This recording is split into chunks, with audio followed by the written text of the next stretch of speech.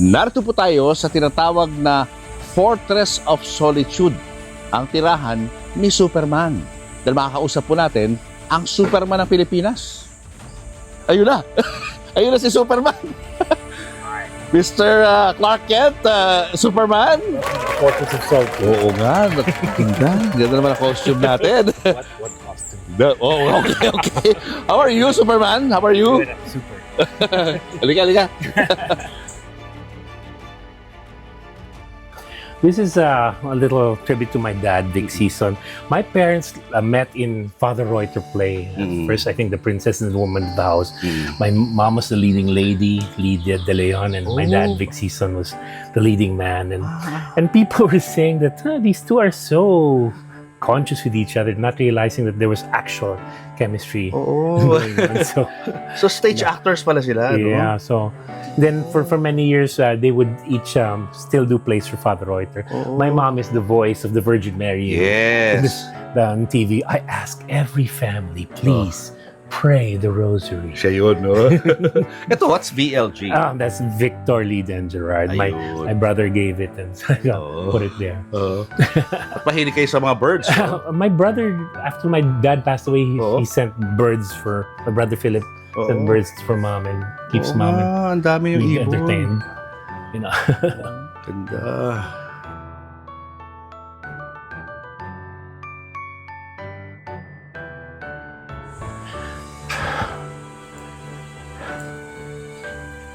Poo, out of the way, but there's a crew coming. There's a crew.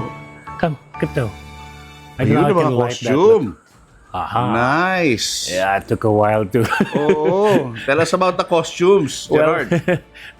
they're not used to mannequins. This was, my first.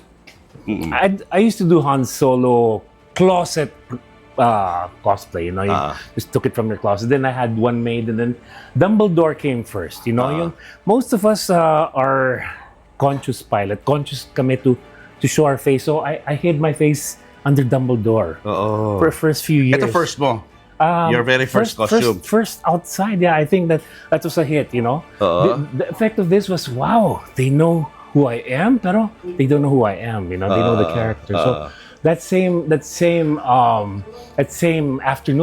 evening, I ordered this one. This is limited edition from Argentina. Oh, okay. This is number 2 of the deluxe limited edition of the similar fabric of Christopher Reeve. And when I inquired about it, they said, do you want to buy it? I said, I don't have the money for it. I don't have the occasion to wear it. I don't have the body for it. Pero one afternoon at Dumbledore, I said, hey, I think I can pull this off.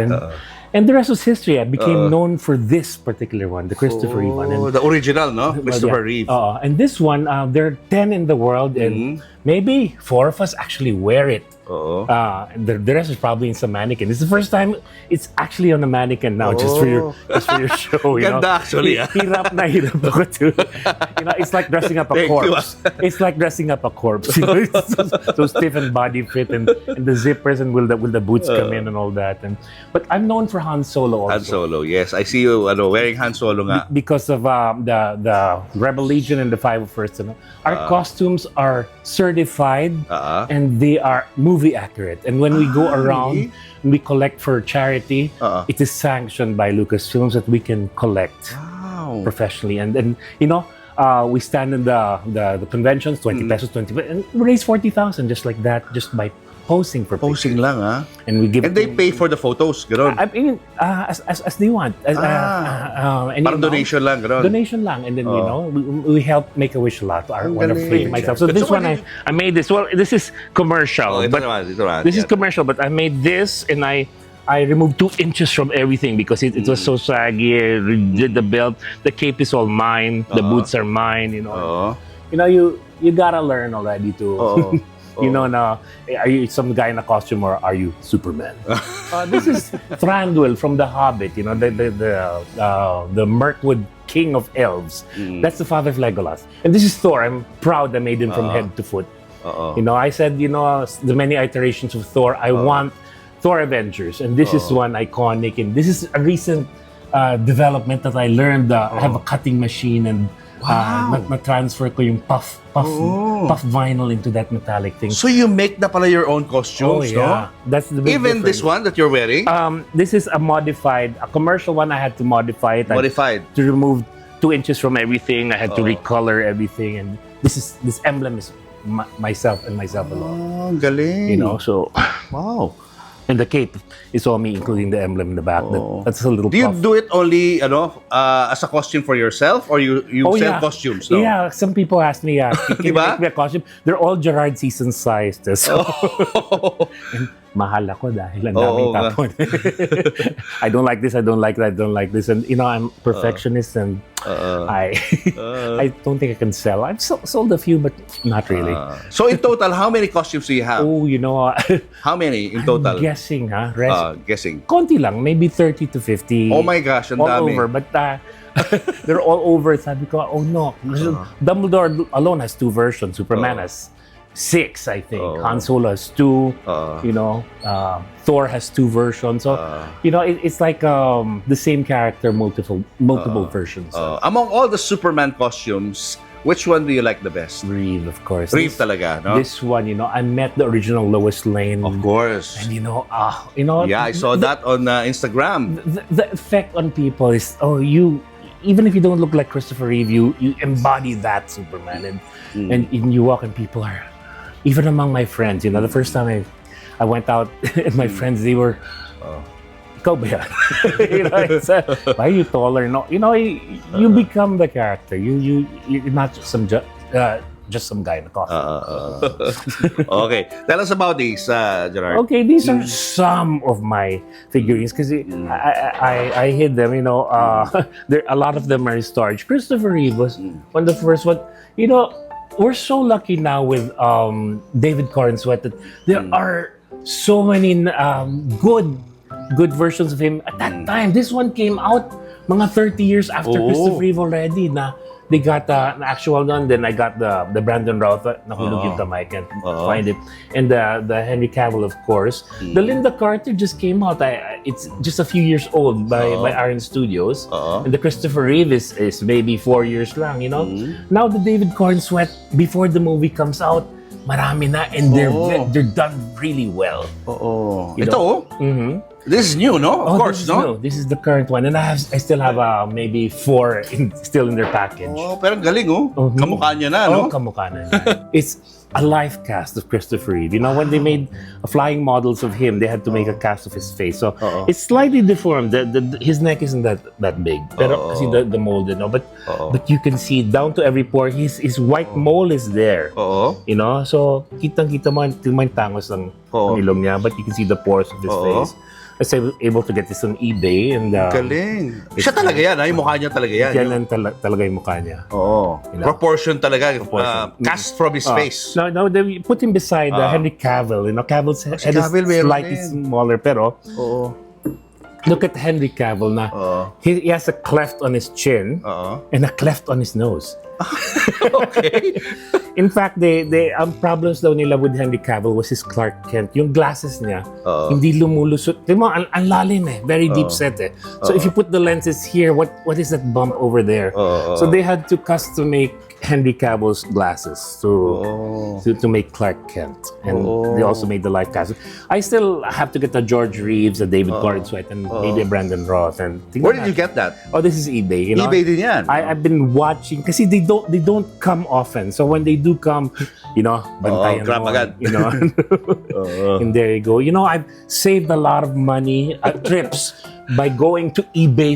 How long? Well, I'm pioneering eBay. Is it 28 years maybe? I'm a pioneer, and instead of going on a trip, overweight ka pa, you got an eBay, ship it to Manila, and may cleft nga siya sa nose, no? amazing. No? Guys, kasama na natin si Superman! Bakit ba? Walel? Ano bang dapat itawag sa'yo? Super Gerard. Gerard season pa rin ba? Well, nandiyan pa rin ba si Gerard? It's somewhere in there. Welcome to the Fortress of Solitude. Oo nga, nakakatuwa ka naman. In full costume, guys, no? Grabe. Yeah, feel at home. In character pa. Uy, kwento mo naman sa amin, paano ka ba nagsimulang maging cosplayer? Well, it goes back to childhood. I'm the middle child, and hindi ka pinapansin. You're the middle child. In prep, in school, I brought my drawings, and my playmates tore them up. And sabi, hindi ako umiyak. I was very brave. I said, the world's not ready for what you can do. So, I can paint, I can sculpt, I can do so many things, but you can't show people. So essentially, you're Clark Kent. Then you watch Superman on TV, George Reeves, Filmation, Super Friends. But when the 1978 movie Superman came out, I said, "Oh, I want to be that." All those great things you can do and you can't tell people. I want to be that. Pero then life goes on. You do theater, you do so many things, but you never became Superman. My favorite Halloween costume was Clark Kent. You open your shirt, you wear the suit, hat, and all that. And I didn't know that left an impression somewhere. When I was 46 and 11 months, I had a heart attack. The warranty in my family is 47. My brother passed away at 47. A cousin, 47. Then another cousin survived 47. And yun yung warranty namin. It was 46 and 11 months. And I survived it. And I thought I was going to be a yoga instructor afterwards because the yoga actually saved my life. Did hot yoga. And then I went to the premiere of Green Lantern. Wow, when I saw that Green Lantern thing, oh my God, adults wearing spandex. I wish I could do that, but not green. After that Green Lantern thing, I went to ToyCon and may nagsabi sa akin, can you wear the Dumbledore costume? Sure. And I walked from Shangri-La, walang parking sa Mega Mall. I walked from Shangri-La to Mega Mall and nobody was looking at me, strangely enough. Wearing that costume? Wearing that costume. No one was looking at you? How very strange. Oh, okay. But the moment I hit the convention exterior, all the cameras, and I couldn't get in. I was so wet. I text my friend, can you fetch me? I can't get in. People say, Professor Dumbledore, have a picture. They know who I am. Oh my God, sabi ko, they don't even know who I am, but they know who I am. Hindi Merlin, hindi Gandalf, it's Dumbledore. And the night before, I was looking at the collector's limited edition of the Superman costume made in Argentina. They stopped making the fabric already from the looms. Wala na yung looms na makapal na spandex. So they said we have enough to make 10 costumes. So they offered, the first one was sold to the US. And the second was being offered, and I inquired about how much is it? You want to buy it? No, I don't have the money for it. I don't have the occasion to wear it. I don't have the body for it. And one afternoon as Dumbledore, oh, I think I have to order this. We in the 501st Legion and the Rebel Legion, we mostly start with buckets. What's that? Naka-helmet, takot ka to show your face. And then when you kind of get your confidence, you start making costumes. Nakalabas na yung mukha mo. From Dumbledore to Superman. I did that.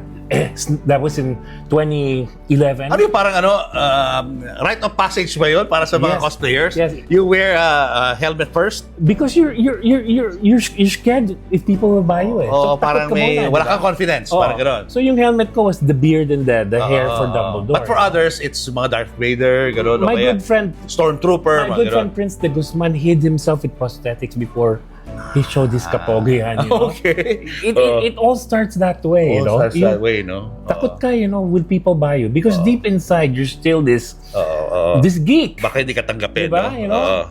Pero i-career mo. But I also learned, anyway, the costume came by snail mail. 3 months. Did I waste my money? Did I throw my money? Then it came. Buti I told my trainer, we have to fit into that suit in 3 months. And I virtually, pero conscious pilot. I coined that term. When you're conscious pilot. Alam ko na. Thanks for the tip. Dahil dyan, bibili na rin ako niyan para mag-slim na ako. Yun ang aking goal, no? Masuot tong costume na to, guys, para mag-fit. Well, anyway, go. Tuloy mo lang. So anyway, I was so conscious I could not dress up at home. I can't. So I checked into the microtel behind ToyCon. Doon ako nagbihis. Sabi ko, lalakarin ko na lang. Bagyo. So I drove, and the moment I got into the basement, there were 20 bikers. Superman! And they all started taking pictures with me. you kind of in 20 when 20 people have their solos with you, by the time you go up the elevator and escalator and you walk in Toy-Con, you are Superman already. You kind of carry yourself in a different way. You talk in a different way, you know, and you make it real So it's for like people. acting. Oh, that's why it's called cosplay. It's costume play acting. You okay. make it You're in real for character. people. You're not some guy in costume. You, as far as they're concerned, if a 4-year-old boy meets you, did you meet Superman? Yes, I met Superman. Did you see him in the movie? No, I met Superman. I really met Superman. You know, you have to make it real for them. The funny thing was, in all these years that I was Clark Kent, many of my grown-up nephews and nieces say, "No, but Tito, you were Superman all our lives." No, I was Clark Kent. I was 47 by the time I put on the costume. Now I'm 61 years young, and so when this new movie was coming out, I said, I still have part of my pandemic body, that chan. And so I discovered the small Opus Mall, and I started walking there every day for 100 days. And in 100 days, I lost 12 pounds, and I still continue it. And that's the best to get rid of visceral fat, and you gotta dapat i-career mo, and as long as people still want my picture, just last Saturday, I was in the concert in Aliw Theater, and the somebody from the U.S. Embassy and the Hungarian embassies wanted pictures with me. If at 61 years young you can still do that, that is a gift. You have to share this gift. You know how many people can put on the suit and benta? It's not. It's a gift. But you work your whole life that you have the gravitas. I like to use that word, gravitas. Carry mo ba yung suit? Because anyone can put on the suit, but can you carry it so that people believe you? True. Even among your friends, the first time I put it on among my friends, ko ba yan? They're not sure. Because by the time you met your friends in it already, you've embodied the character already. Anong pinaka mo? Most unforgettable moments mo while wearing this suit na nagmarka talaga sa'yo? Well, meeting David Cornsweet, the new star of Superman, we were 1,000 capes behind the whole cast, and I was front and center, and when it's time to meet and greet, he came forward. I was the first one he held, and nice. and shook my hand. But this one has brought me so many. I met the original Lois Lane. Okay, tell us about that. Paano mo siya nakilala? Okay, let me grab this. Sige lang. Through the years, we've collected photos, things from Warner Brothers that they throw away. And we found out among collectors in the world that, hey, we have enough to make a book. So we gathered all these things to make a book, and DC and Warner still didn't want to buy it. So we said, let's join a convention. Let's do WonderCon in Anaheim. Yeah. And so we got all the actors to come, and Warner still didn't want to sell the book.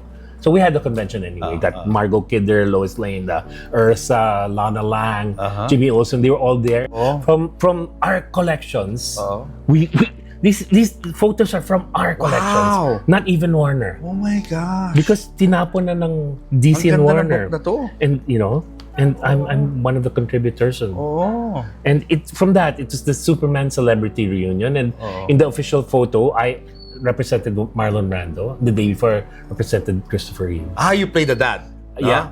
Because they were gone already at that time. But to represent them, I was there. And nice. it was wonderful. And So tell us about the first meeting with Margot. Margot Kidder, she's blind as a bat. So she's afraid of contact lenses. She wears really thick glasses. So, your eyes are so blue. They're so blue. Is that real? Yeah.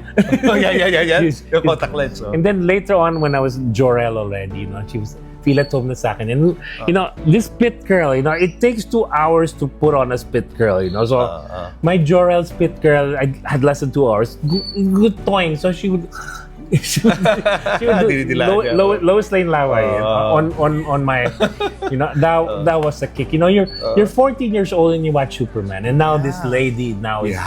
She's right in front of you, touching your hair, di ba? Yeah, and you're one of them in the green room kasama mo sila. Were you in a Superman suit? Or, the day before I was Superman, the day after I was When that Jor-El. happened? Jor-El. Jor-El na when she was Jor-El ka na noon. Nice. May mga kwento ba siya tungkol kay Christopher? She Wala siya mga insights about shooting the movie with him? they were like brother and sister, so they would bicker a lot. Let's say they're high up there in the flying rig, and 2 hours, 3 hours like that, and then one day somebody stepped on the plug and it went. The rig went upside down, and he tried to catch her, and later on she scolded him, said, "Did you see what you did? You're not really Superman. Why did you try to catch me? If you catch me, we'll both fall." It's that was the relationship. Then when they were always bickering. She's reading a book. Margie, that's her nickname. Margie, no. Okay, action. Yeah, they're in love again. So when she saw the movie, she cried. It's so beautiful because when you were shooting it, they were just fighting and they were bickering and.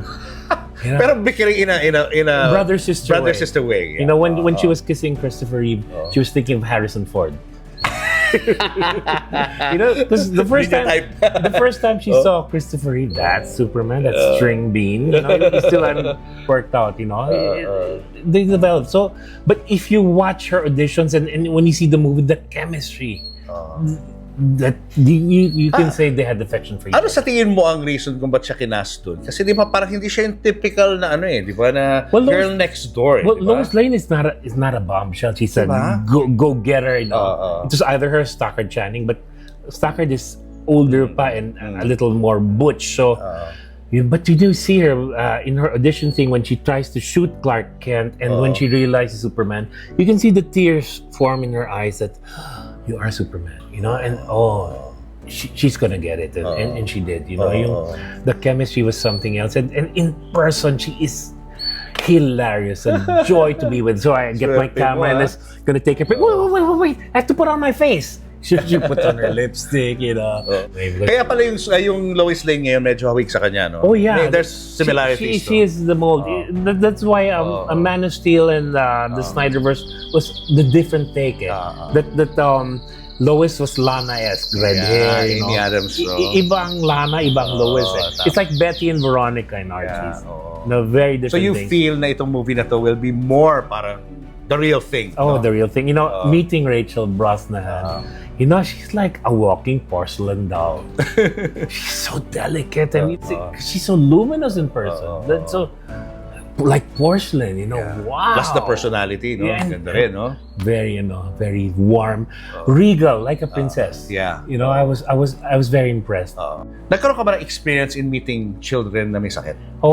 Tell us about that. Often we often do this in Heart Center. When you see a newborn baby with a stitch here, that this kid has been through, but you can get a smile from a newborn or a few months old, and their mothers and the nurses and the caregivers. When you go to the hospitals and the nurse say, my 18-hour, 21-hour shift is about to begin, and you're the first one I see, and I'm happy already. You give hope. Yeah. Anong effect nun sa'yo pag nakita mo silang gano'n? Okay. In their most vulnerable state, while you're here, Superman. Having survived a heart attack, and I've given this speech to many of them, do not be a victim, be a victor. I'm 15 years from my heart attack, and I'm still doing this. And this is the effect, actually. Let's say, you're a star. When people meet you, the energy they give you is something else, diba? And I'm anonymous, but people know Superman. And when they meet me, the positive energy is uplifting. It feeds you. It heals you. And the same way you heal people. And I think I have that, and when people give it to me. And my first thing, actually, it takes a few hours to look like this. I don't really look like this. So when I'm putting on the makeup already, the first step, Lord, if I'm doing this for just one person today, let me know who it is. And sometimes we're done and we're about to pack up, and there's somebody with Down syndrome or an old lola or somebody who hindi makalapit, you want a picture, and you made their day. And after the hundreds of people or thousands you've dealt with, that it was for that one person, you almost missed that person. But I was in the corner of my eye, tried to find that one person. Saka baka last nyo nang makikita, di ba? Oh yeah, life is so unpredictable, especially for people who are sick, di ba? Without being. You also get emotional when meeting them. I have to be brave. My experience in the 501st and Rebel Legion is most of my companions usually are Darth Vader. They're always under a bucket, a helmet, and you're the one with the face who talks. So you're the one who's trying not to cry because everyone is crying under the buckets.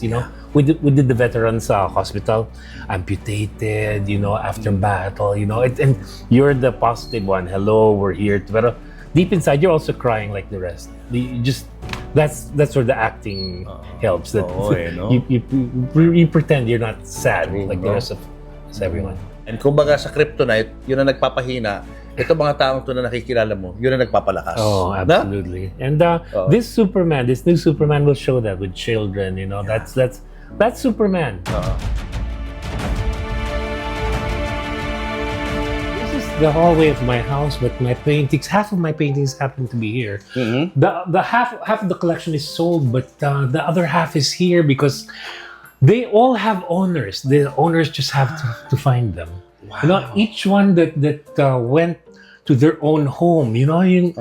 Parang they were welcomed home. Because when I was making these paintings, I was praying. And I was praying to the subject, and also that they would show me how they would look, what expression to capture, and also prayed for the future owners that by first sight, they will know that it's for them. So if you happen to be watching this vlog and you think this is for you, contact me and it might be yours. I don't know. So, this is what are your subjects? Saint Bernadette Subiruda, missionary of Lourdes. Lourdes, they all know her, Our Lady of Lourdes. Her statue's white with the blue sash. They don't know Bernadette. Bernadette looked like that. She was very serene. Napuntahan namin yan sa France. The devotion to a Mary Mediatrix of all grace in Lipa. It has been closed by the church, but the devotion continues. So you may continue praying to Our Lady. Padre Pio, of course, and some people say, is Sean Connery kamukha ni Sean Connery?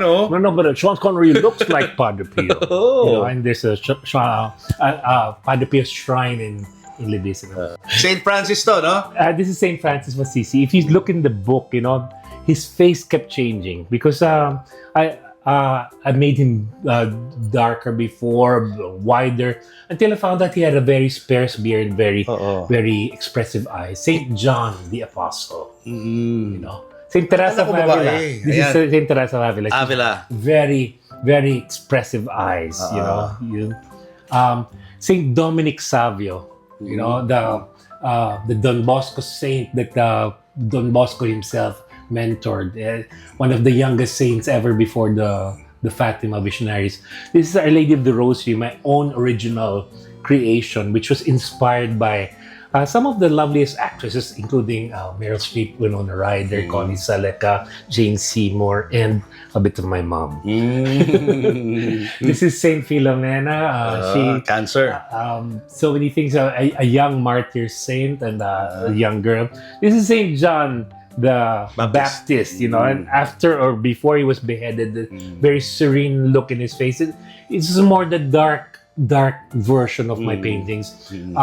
This is the resurrected Jesus. They say, why is he white? It's just illumined by the light of This is the Immaculate Conception. I based it on a really, really small picture. Strong ng niya. I put the expression to her.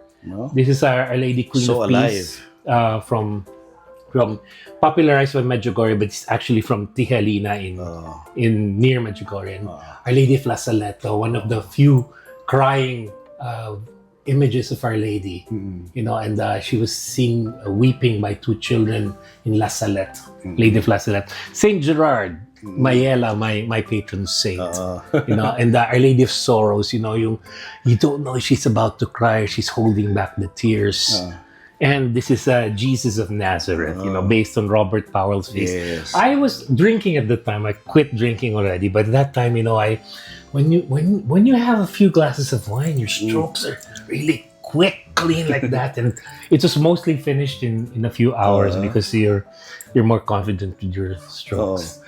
Bakit gano'n ang fascination mo sa mga saints and mga religious figures? Well, kasi I only started painting big after my heart attack. I was on my way to be a yoga instructor. And while waiting for training, I said, maybe I should do something. I walked into a paint store, wala akong kaalam-alam. I walked back with 20,000 pesos worth of, wala akong kaalam-alam. What will I paint? And I said, well, since I was small, I was making Belen figures or religious figurines. But sabi ko, at my age, you have to be known for something. So if you see a big cropped religious portrait with very expressive eyes, that's a Gerard season right away. Let's see. It's gigantic like Michelangelo. It's soft like Leonardo. It is cropped and modern like Andy Warhol. And somebody added lovely like Botticelli. Nice.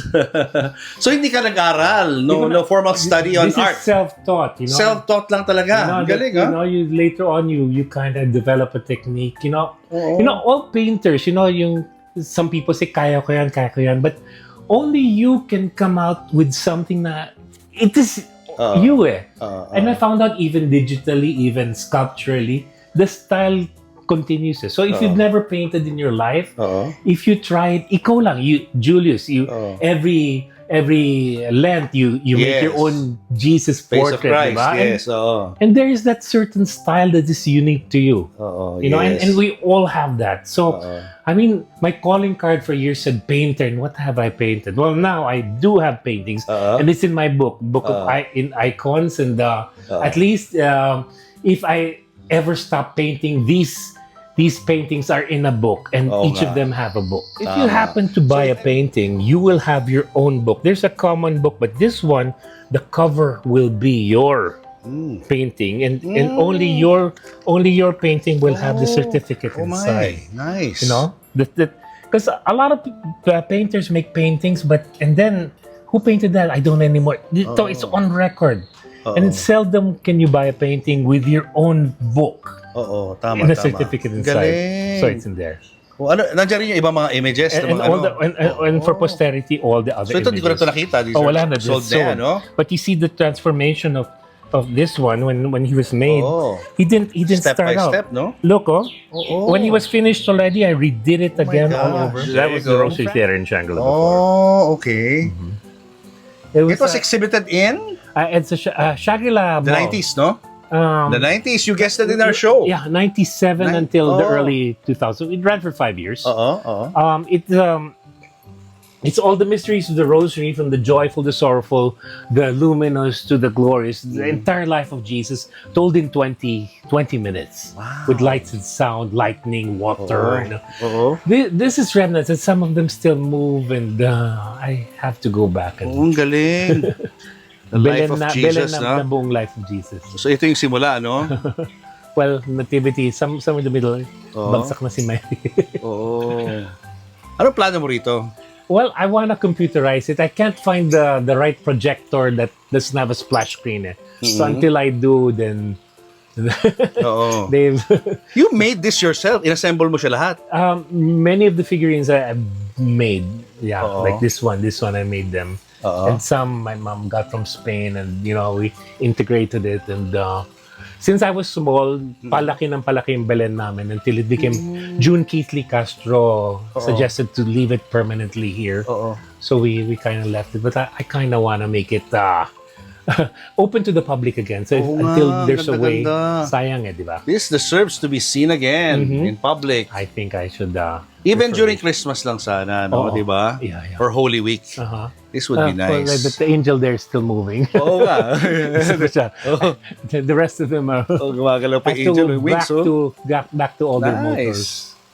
Yeah. Galing.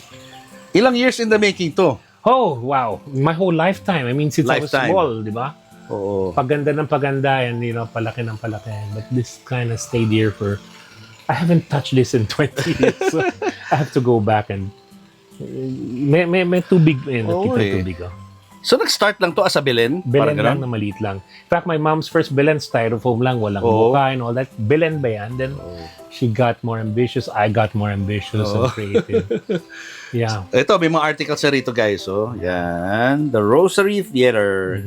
Ayan. Ganyan siya noon sa Shangri-La nung in-exhibit nila. Oh, this image. You have to see this. Okay. I made this two hearts image, and I gave it to foreign visionaries. Sinoli ito sa amin because it started to bleed. Huh? Ito, the hearts are bleeding, oh. Really? Father Gerard McGinnity, Oo. the spiritual advisor of Christina Gallagher, Oo. in Ireland, we gave them the posters, but they sent us back because they started to bleed. Ba't di na lang tinago? Pati yung ibang image nila nag-bleed, so they gave us a copy. Wow. So it's As in, tinouch mo yan? Kung ano yan, red na yan? well, I didn't check anymore. If it's real blood? It's a matter of faith na lang that but strange. And there's my Amazing. signature there, my So artwork mo to? artwork ko to of the two hearts. Anong material ginamit to? Oh, the original was felt tip pens, pentel pens, and then this is a poster, Poster na reproduction to. poster already of that. Where's the original? It got destroyed, sadly. gosh, You know, sayang. nung pina-frame ko, sinira nila. Nakakainis. Pero ito yung nag-miracle eh. Ito yung Yung print eh, oh. Yeah. So, well, So, ano to mga to? that's the controls of the it's just dimmers like that. So, what's taking me so long is to actually use DMX. DMX. I have the mechanism already. I can't find that right projector so that all the apparitions show up na the proper way without saying Epson or Sony. It's so coming soon. Coming soon. Maybe. Excited for you. Thank you. This deserves to be seen by the public again. Soul of Christ, sanctify me. Body of Christ, save me. Water from the side of Christ, wash me. Passion of Christ, give me strength. Hear me, Jesus, hide me in thy wounds that I may never leave thy side. From all the evil that surrounds me, defend me. And when the call of death arrives, bid me come to thee, that I may praise thee with thy saints forever.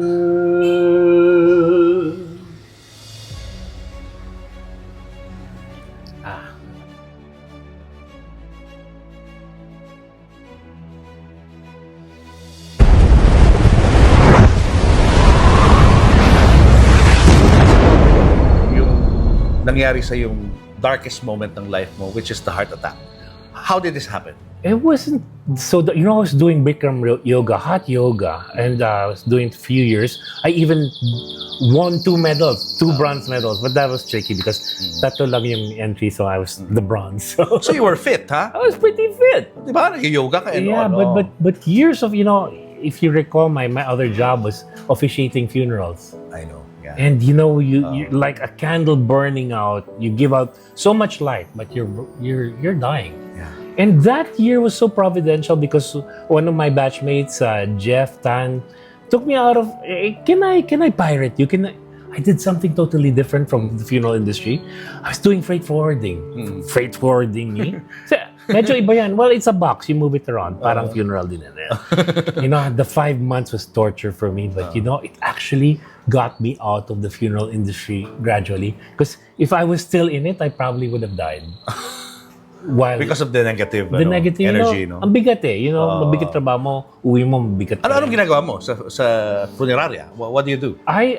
My position is a funeral celebrant. I was specially trained in the US, and basically, there's so many masses in the gravesite. Wala nang pare, and you take the place. You lead the prayers, you guide the family, you do the final viewing. I must say, I've done a better job because I've done thousands of funerals. So you know this better than the back of your hand, and you're an actor pa. You know the prayers. You have a tone of voice. You have a calm. All of the above.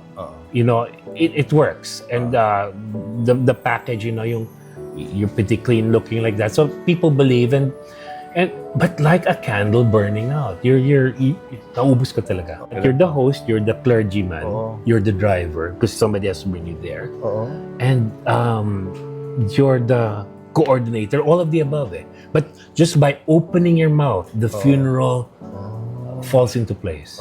You know, because a coordinator has a clipboard. Yung clergyman has to do his own what scripture says and all that. Ikaw, you say it in human terms, you know.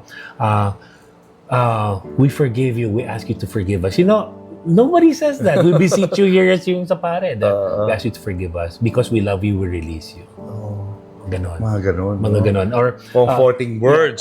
Dear Lord, no? we trust in you that even as we close this casket, we know you're opening the gates of paradise for our beloved Lola. We trust that in your presence, she's truly alive, young and beautiful always, watching over us. And for my Lola, I said, pusturang pustura. And that moment, a balloon, a yellow parrot flew into the presence, and all my cousins said, galing ng timing ni Gerard. No, it was a coincidence. Blue and yellow, Some kid was playing with his pet bird and it flew in our presence. Just like this color? It was like, oh my kind God. of providential, you know. Sometimes. So how did that affect you? Health-wise? I was wearing out. You know, even if you do yoga, you're not at the reverse of meeting people who are happy to see you. There's sad people that you are uplifting, pero maubos ka. Like a candle. Nakakapagod din. Like a candle. So ano mga naramdaman mo? Yung initial na signs ng heart attack? You know, for as early as 6 months before, we were dancing in a party.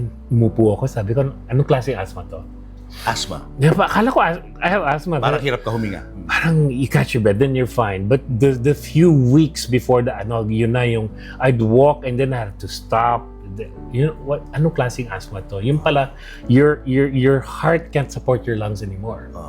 And it's not like the common thing, walang ganon. Hirap lang huminga. And I'm sure many people experience this with COVID, that when your heart cannot power your lung, or your lungs cannot power, and vice versa anymore. You know, we have a precious gift of breathing, you know, after COVID that we, you know, why do we waste it with smoking and vaping? You know, breathing is such a gift. I was outside lang, having my drink, and I can't breathe in that room. Then I showed my friends, and my pulse go pug, pug, pug. Ano yan? Oo nga, no? Ano yan? Let's go to the hospital. No. When the girls were saying, let's bring you to the hospital. No. When one of the guys told me, yeah, let's go. We were only in Horseshoe. We went to St. Luke's. And I happened to say the two correct things: shortness of breath, tightness in the chest. And they put me ahead out of 20 people, 2 in the morning. Yung pala, I was having a heart attack already. And then my classmate in school, Helen Ongarcia, one of the best cardiologists in the world, she came, I called her and she came, sige, they will observe you na like that. Pag alis niya, dumating na yung pang angioplasty. Yung pala, she saw my test and, I'm about to pop. Oh my God. I could have gone. Could have died, no? And that's what happened to my brother, my cousin, you know, you're just waiting to pop. And they caught it and I'm here. Did they, Angioplasty? Angioplasty. How many stents do you have? 2 stents on the major artery. They wake you up in the middle. I said, can't my mom decide? No, sir, you have to decide. Tatlo yung bara. You have 3 blockages. Option 1, let's do the big one. And that's all. Option 2, let's do all 3. And option 3, nothing, and we'll do open heart surgery. Let's do the big one, you know. And tamang-tama, the big one used 2 stents, because each stent is at that time was 250,000. So, buti I didn't do all 3, because will I be okay if we don't do? Yeah, your body will find a way, and it did. Okay. You know, so these 100 days that I was walking daily in the mall for 1 hour nonstop, no hinga. That's good for a 61-year-old. No stress test can debunk that. 61, you know, last week I visited my old place of work and somebody said, sir, hinahabol kita, bilis mo maglakad, di kita ba? That's 61. Yeah. And then you can still bend and, you know, and that's health. And it's a gift. You're okay now, no? Okay ka na, no? I hope. Wala na. No more episodes of similar panic instances. attacks are worse. When your body says otherwise. Like, biglang your pulse is racing, but nothing's wrong with you. I've been to the ER so many times. Now I know what the panic attack is. So, you can tell. So no, let's wait it out. Walang gamot. And 2 hours later, you're fine. And there are certain triggers because my brother dropped dead while singing in strums. So there's this little fear. What if you're performing and suddenly drop dead? My athletic cousin was biking in La Mesa, Mario, and he also died. And so when these little fears take over you, you know, you... Kaya nga no, you live life to the fullest, di ba? Kumbaga, itong ginagawa mo ngayon, ito yung nagbibigay sa'yo ng fulfillment. You know, when 1,000 of us were standing behind David Corns, may dress rehearsal kami, and that dress rehearsal, lumabas yung sun, and maybe for like 20 minutes, the sun was in, and a panic attack almost crept in. But no, you're fine, Gerard. You wear that costume like it's second skin. You're gonna be fine, and I was fine. And then somebody put up an umbrella on top of me, and we're fine again. So, Gerard, what have you learned about life in general? Ano ba dapat malaman ng tao tungkol sa buhay? You know, there's a hole in the world, and only you can fit into that hole. Even if your shape is like that, the hole is also shaped that way. And pag pasok mo sa hole, swak ka yan. You gotta find that hole. But the hole changes shape, and so do you. So if you didn't catch it the first time, imagine I wanted to be Superman when I was 14. I was 47 by the time I did it. So, you know, as you evolve, the hole evolves, but look for that hole and live it, dream it, and make it real. Mga hanggang kailan mo gagawin yan?